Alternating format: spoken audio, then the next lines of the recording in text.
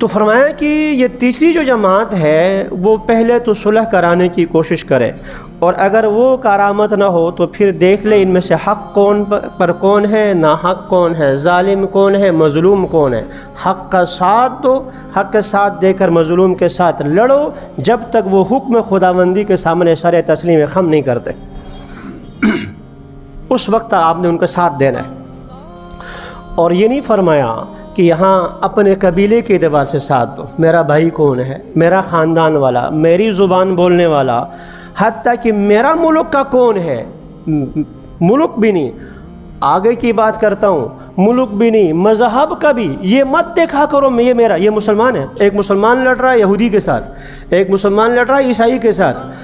ایک مسلمان ہندو کے ساتھ لڑ رہا ہے، تنازع ہے، آپس میں کسی زمین کا لڑ رہے ہیں، تو آپ یہ دیکھ لیں کہ یہ میرا مسلمان ہے، یہ یہودی ہے، یہ عیسائی ہے، لہذا میں مسلمان، نہ یہ نہیں ہے۔ یہ دیکھ لو کہ پہلے تو چھڑانے کی کوشش کیا آپ نے، نہیں ہوا تو یہ دیکھ لو اس میں مسلمان حق پر ہے یا وہ ہندو حق پر ہے۔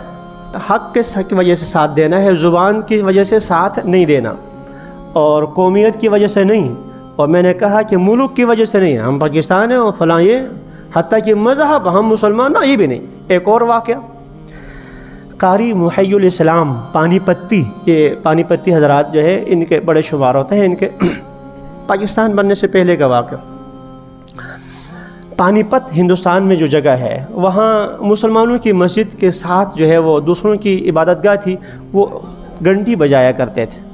تو جج کے سامنے ہوا فیصلہ، مسلمانوں کا کہنا ہے کہ ہم مغرب کی نماز پڑھتے ہیں، عین اس موقع پر یہ گھنٹی بجاتے، اس وقت نہیں ہونا چاہیے۔ جج نے فیصلہ لکھ دیا، جج نے فیصلہ کہ جتنی دیر میں مسلمان مغرب کی نماز پڑھتے ہیں آپ گھنٹی نہیں بجائیں گے اس کے بعد۔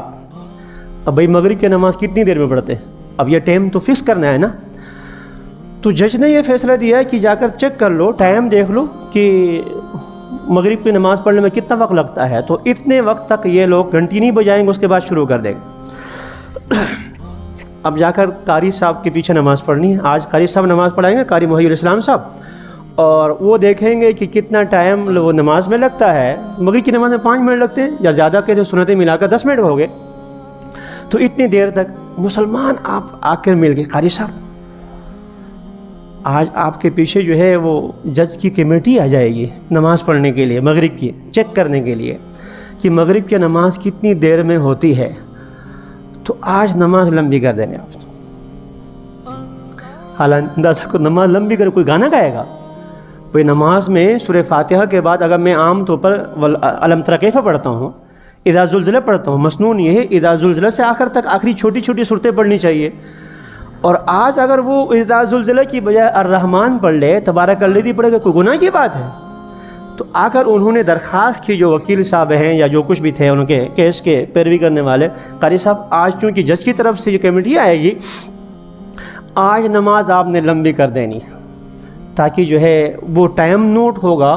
15 منٹ لگ جائیں، 20 منٹ لگ جائیں تو آئندہ ان کو پابند کیا جائے گا۔ وہ قاری بھی ہماری طرح کا نہیں تھا، وہ بھی اللہ والا تھا۔ میں نے پہلے کہہ دیا کہ ہم انہی کی طرف نسبت کرتے ہیں، اللہ تعالیٰ ہمیں بھی ان جیسا بنا دے۔ اچھوں کے ساتھ رہو،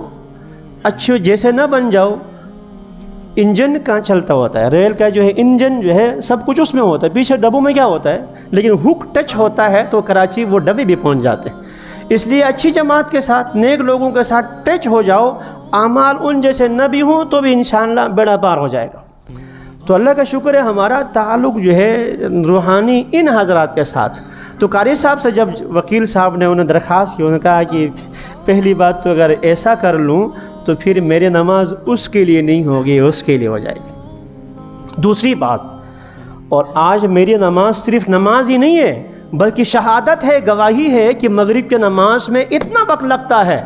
اور اتنا ٹائم ان کو پابند کیا جائے گا، لہذا میں روز جو سورت پڑھتا ہوں آج بھی وہی سورت پڑھ لوں گا۔ یہ ہے اسلام کا کہ آپ نے حق کا ساتھ دینا ہے، چاہے حق مسلمان کے، چاہے حق ہندو ہو، چاہے حق جو ہے وہ آپ کے برادری کا ہے، چاہے حق جو آپ کے مخالفت میں ہے، حق کا ساتھ دیں۔ تو قرآن نے یہی کہا کہ اگر صلح نہ ہو سکے تو فقاتلوا التی تبغی حتی تفیء الی امر اللہ، آپ مظلوم کا ساتھ دے دیں، حق کا ساتھ دے دیں جب تک وہ حکم خداوندی کی طرف نہیں آتا۔ اگر ظالم ظلم سے باز آ گیا،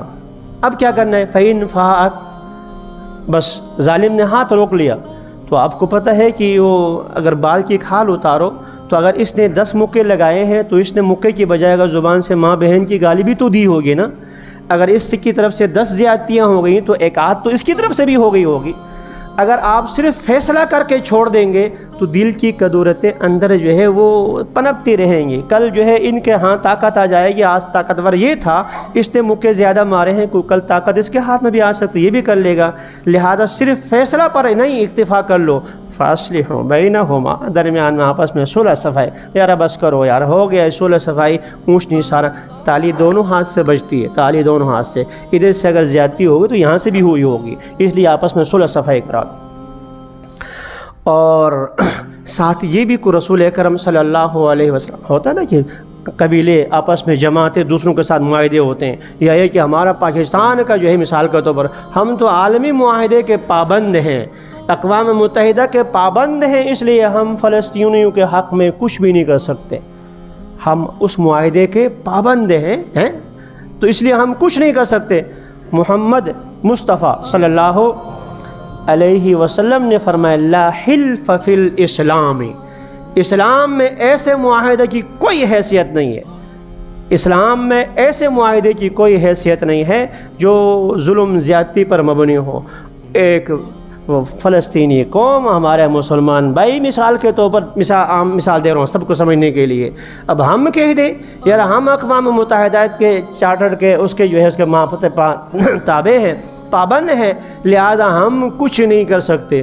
وہ جو سب سے بڑا بیوپاری بنا ہوا ہے ظالم، وہ بھی تو اقوام متحدہ کا نام لیتا ہے، ان کے جہاز بر کے اسلحہ پہنچتا ہے وہاں اور آپ نہیں پہنچا سکتے۔ خیر